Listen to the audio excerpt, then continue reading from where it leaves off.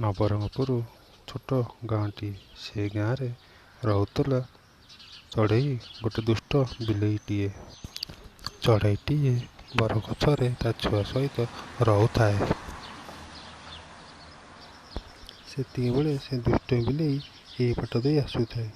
ବସି ଭାବିଲା ଚଢ଼େଇ ଛୁଆକୁ କେମିତି ଖାଇବ ବୋଲି।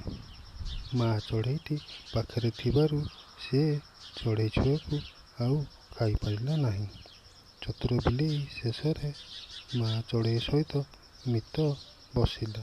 କହିଲା, ତମେ ଖାଇବା ଜିନିଷ ଆଣିବାକୁ ଯାଅ, ମୁଁ ଏ ଚଢ଼େଇ ଛୁଆକୁ ଜଗି ରହିଛି।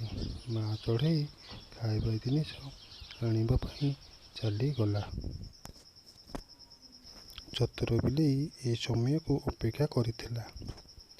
ବିଲେଇ ଗଛରେ ଚଢ଼ି ଛୁଆ ଚଢ଼େଇକୁ ଖାଇ ସେଠାରୁ ସେ ପଳେଇ ଗଲା। କିଛି ସମୟ ପରେ ମା ଚଢ଼େଇ ଖାଇବା ନେଇ ଆସିଲା।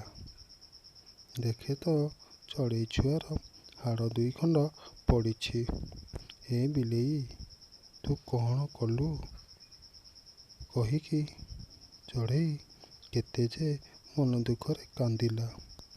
ଚଢ଼େଇ କହୁଛି, ଅପରିଚିତ ସହିତ ମିତ ବସିବା କେତେ ଯେ ମହଙ୍ଗା ପଡ଼ିଲା ଶେଷରେ ଜାଣିପାରୁଛି।